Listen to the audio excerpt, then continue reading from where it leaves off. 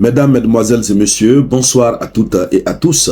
Soyez encore une fois les bienvenus. Vous êtes sur votre tribune très adorée, la tribune d'éveil des consciences. À la une de l'actualité internationale, notre épilogue nous transporte directement sur cette sérieuse et très grande mise en garde que la Corée du Nord de Kim Jong-un vient de faire à l'endroit de l'OTAN. Oui, la Corée du Nord vient de mettre en garde sérieusement l'OTAN. C'est l'une des rares fois, et on le sait ces derniers jours, l'OTAN c'est comme du sang neuf, puisque l'OTAN vient de recevoir à sa tête un nouveau secrétaire général. L'OTAN se prépare réellement à la confrontation. Je vous ai dit ici sur la tribune d'éveil des consciences que ce monsieur, ce nouveau secrétaire général de l'OTAN, Mark Rutte, c'est quelqu'un, dans sa tête, il faut vaille que vaille faire terrasser la Russie, ses alliés, donner la victoire totale à l'Ukraine. C'est pourquoi il est vraiment décidé. On a vu tout à l'heure, dans la vidéoconférence précédente, lorsque l'OTAN annonce vouloir siffler la fin de la récréation pour la Russie.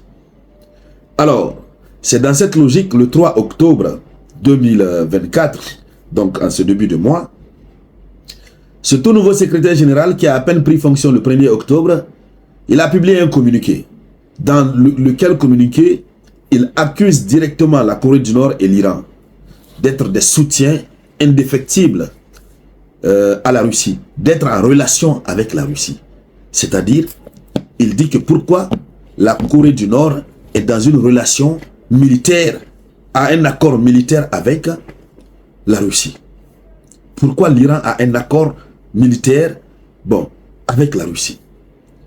Mais c'est ce que la Corée du Nord ne tolère pas. Kim Jong-un n'a pas du tout toléré. Qui est l'OTAN pour demander à la Corée du Nord, un État indépendant, de ne pas avoir de relation avec un autre État indépendant? C'est ce qui fait mal à la Corée du Nord. Et la Corée du Nord a mis en garde l'OTAN. Et donc, qu'est-ce qu'ils ont dit concrètement? Dans le cadre de cette vidéoconférence, c'est de cela que nous allons parler. Mais avant de continuer, acceptez de partager la vidéoconférence, partagez-la au maximum. Partagez la vidéoconférence tant que vous pouvez. Oui, mettez beaucoup de j'aime. Voilà. N'oubliez pas, je laisse dans la description les liens de nos différents canaux de communication. Vous allez cliquer pour intégrer. Allons-y donc dans les profondeurs. Oui. Alors, le 3 octobre 2024, l'OTAN a publié une déclaration. Et voici ce que dit le ministère, le porte-parole du ministère des Affaires étrangères nord-coréenne.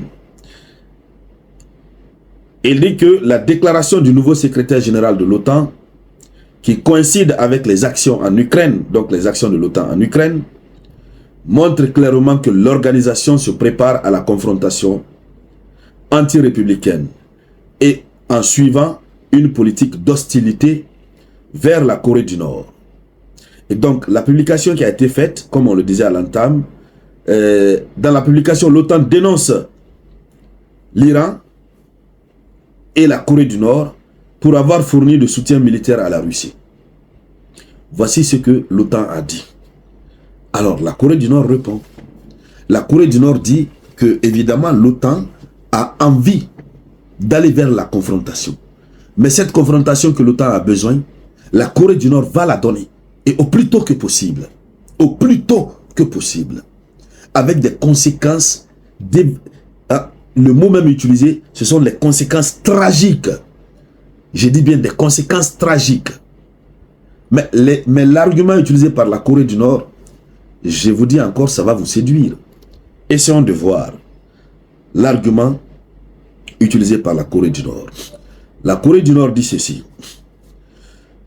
Nous regrettons profondément que l'OTAN ait déformé la nature de la situation en Ukraine.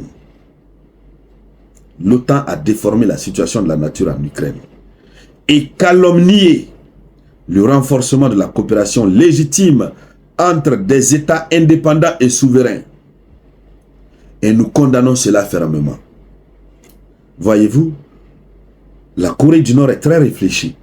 Ils disent que l'OTAN a transformé la situation en Ukraine. C'est-à-dire ils ont transformé la situation pour leur permettre de pouvoir à tout moment jeter le discrédit et l'anathème sur tous les États qui entretiennent un peu plus de relations amicales avec la Russie. Alors il dit, la Corée du Nord dit, elle dit que l'OTAN a calomnié, ce sont des propos injurieux, l'OTAN a calomnié le renforcement de la coopération légitime entre des États indépendants et souverains. Maranatha. Vous voyez ce raisonnement? Mais la Corée du Nord a raison. La Russie est un État indépendant et souverain.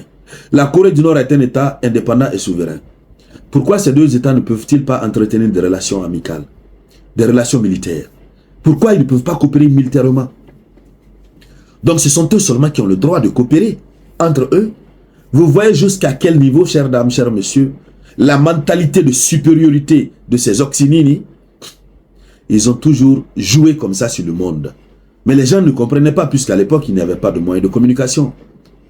La Corée du Nord parle dans sa langue, tiens, tiens, tiens, on ne comprend pas. La Russie parle, tchao, tchao, on ne comprend pas.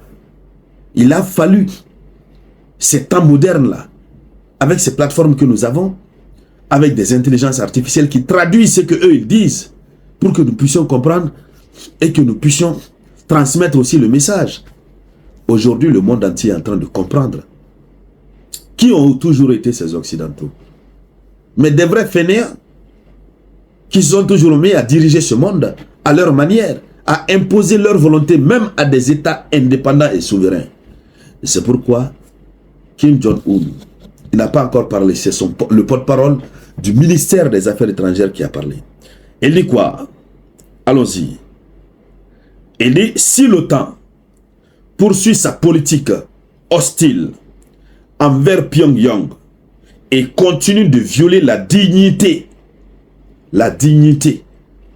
la souveraineté et l'intérêt sécuritaire du Nord, c'est l'organisation qui assumera toutes les responsabilités des conséquences tragiques. L'OTAN va assumer toutes les responsabilités des conséquences tragiques. Et c'est terminé. On connaît tous Kim Jong-un. Il est pressé d'avoir une situation sous la main. Tellement qu'il a créé des bombes et des armes nucléaires, il n'en a plus où utiliser. Il attend juste une situation. Et donc, chères dames, chers messieurs, voici ce qu'il faut dire à ce sujet. L'heure est grave. Les alliés se lèvent, ça se lève par-ci, par-là. Une confrontation n'est pas loin d'arriver. Mais encore une fois, on ne va pas achever cette vidéoconférence sans prononcer le mot paix. Nous avons besoin de la paix, rien que la paix. C'est de cela qu'il s'agit. Merci donc à toutes et à tous pour vos contributions respectives à la réalisation de cette vidéoconférence. Quand je dis contribution, c'est les j'aime, les commentaires, les partages. Je vous reviens donc tout à l'heure avec de nouvelles actualités. C'était la voix de votre unique samouraï.